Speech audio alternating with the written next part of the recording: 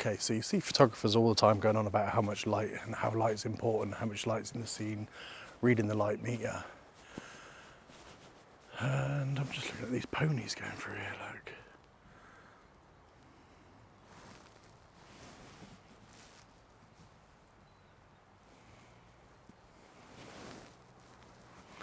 So I've come to Dartmoor today to get an image in a really dark area down in a valley to see whether I can get an image that's not going to win any awards, but a nice image worth coming out for.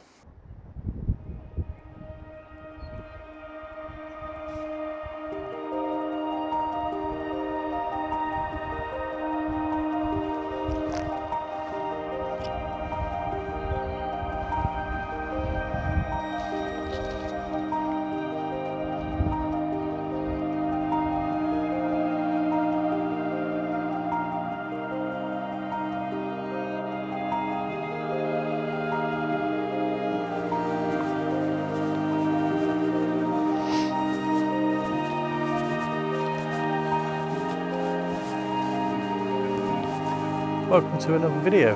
Thank you for joining me today. Actually on my way down here, just the insect life I've seen since I come down here, and it's middle of winter, so it's actually crazy. So my macro video, I might just pop out here. So this location is actually quite a few, even just here, look. Just crawling along. I've come out today to basically get an image of something that's not sun related. Now, the weather today, well, it's been last couple of days, has been very overcast and very sort of plain skies, nothing really interesting, no interest in the skies, no light coming through to make any interest in the object. So, and as you probably know, photographers will know that the landscape looks really good with light on it in some form. Light and shadow, and there is none, it's just plain. So generally when it's this flat, when the light's this flat, it's normally a no-go for landscape photography. So I was thinking what types of photography lend itself well to this kind of weather, and the first one that sprang to mind was long exposure. Reason being, I'm in the woods, so normally if it's sun coming down, you go in the woods, you get the shade from the sun and you get the rays coming through. Woods always look awesome in the sunlight, and obviously misty conditions and things like that.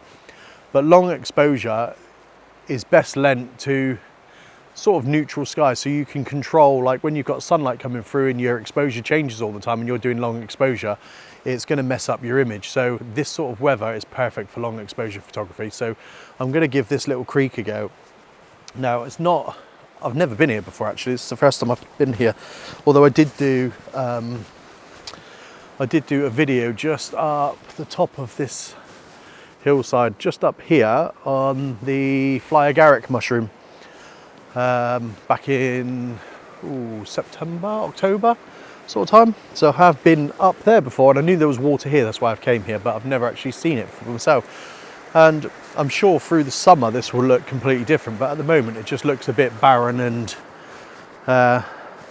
so uninteresting, because there's just so much going on in the scene. I would like a water, the cascading water, slowing that down, nice and close shot, but I think there's nothing of clear sort of, there's not a clear path going up the water, and everything just looks like it's dead basically. So I think what I'm going to try is a wide angle shot from a distance and try and include some of the woodland trees in it, and get this waterfall coming down, cascading water coming down. And this would have been nice. There's a little, someone's had a bonfire. If that rock wasn't there, I could have got nice and close to that, got that water in, but I don't think it will fit. So I'm just going to set up my shot, I'm going to get my tripod out and have a look to see what image we can come up with.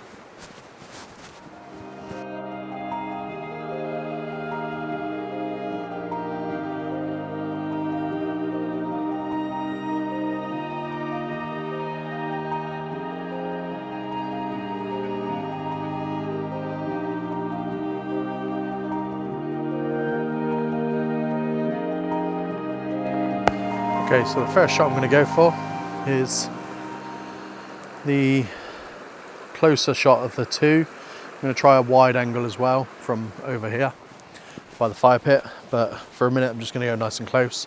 I'm going to pop you down here. Now, it's actually gotten quite dark,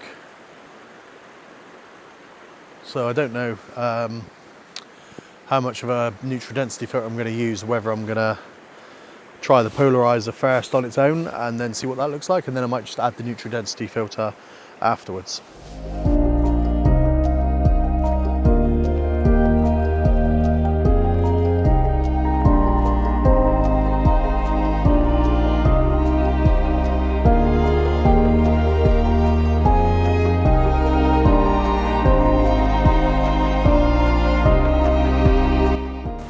Okay, so without even using a neutral density filter, I've got my ISO on a 100, my aperture's f16, and my shutter speed is 8 seconds. So without even having to put a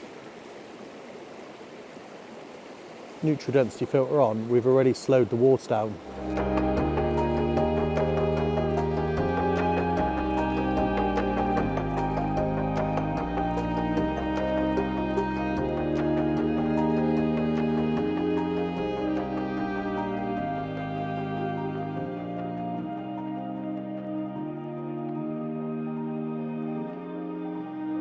I'm quite happy with that. The fact that I don't even need an ND filter. I mean, the composition's not going to be the greatest, like I said, but I'll take it as an image. What I might do is just come in here. Okay, so I'm just trying this out at the moment because the ND filter that I've got is an ND 8-2000, I think. It's a K&F brand. I don't really know if you can see it very well on the end there. On this side. So it's an ND 8-2000, but it's a little bit hard to work out obviously what setting you're on. So being I'm one stop away, or one of their settings they've got. I'll show you the settings they've got on here.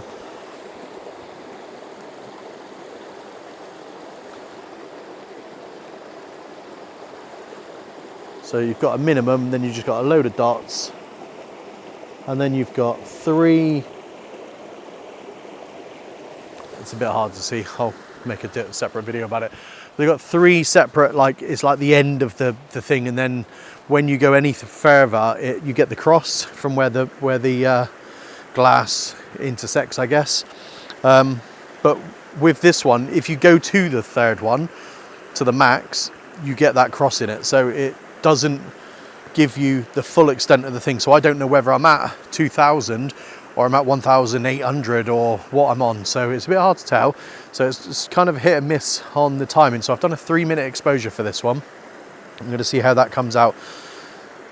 I'm probably going to invest in some better filters, so I'll probably be having a look around for some new, lead filters are the obvious choice, but I'm not opposed to buying cheaper brands if they're just as good.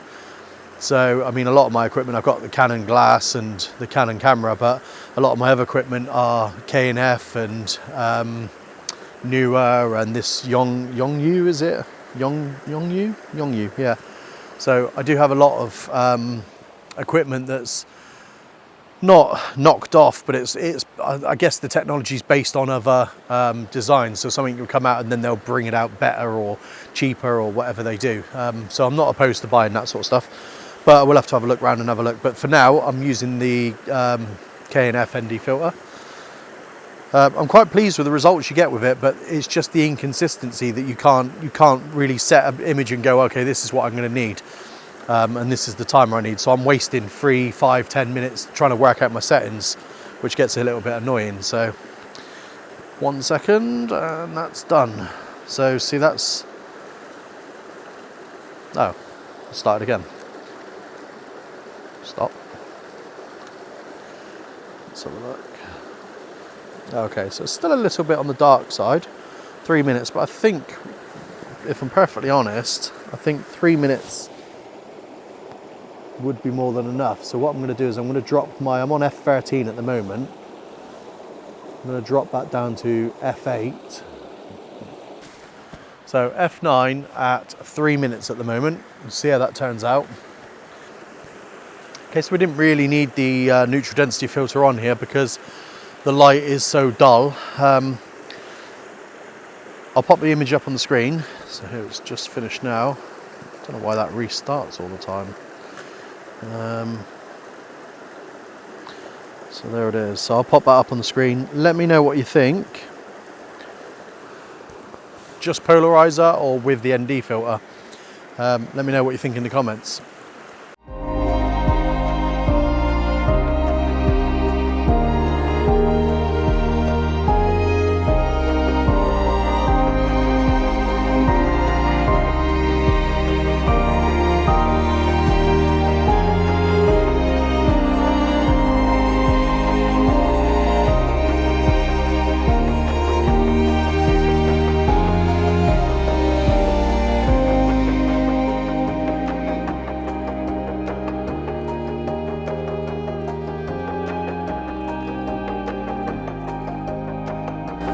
Just going to go down here and set the tripod up down there and see what that looks like compositionally. Now, let me know what you think in the comments. Whether you see, I look at this image and I just look at things like, so this twig that's coming out, the branch that's coming out of the water, and then there's another one here just coming out of the water. The big logs are not too bad. These big ones, this one down here, I don't find too bad, but it's all the little twigs and stuff. I find it very distracting. But is it distracting because it's nature? It's what you expect to see. Do you expect to see like a really polished photograph when you take a photo like this? Me personally, I'd like a cleaner image. I think it looks nicer. But yeah, what do you think in the comments? Do you think that the little twigs is what makes the image better? Let me know. I'd love to know what you think, because that's my personal opinion. I personally think it's a lot of distracting elements, but yeah, that's nature for you, I suppose, though.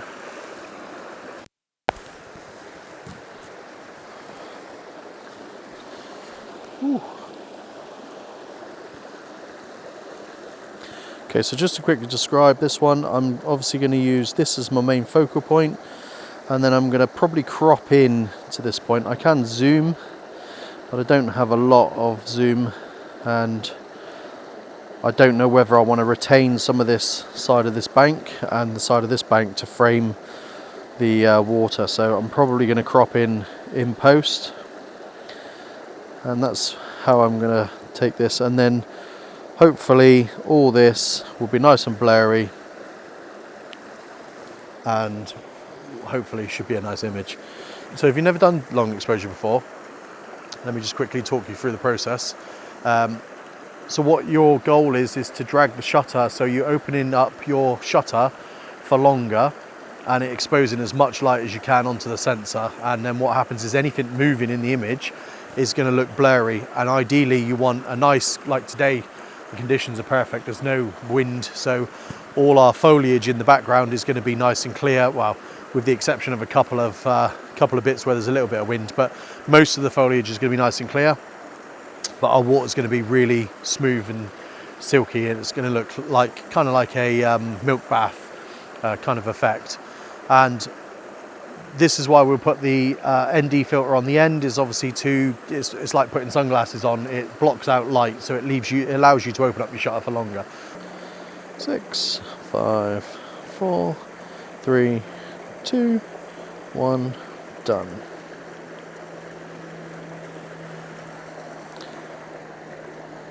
F11, ISO 100, 89.9 seconds. Pop the image. I'll pop the image up on the screen. Let me know what you think.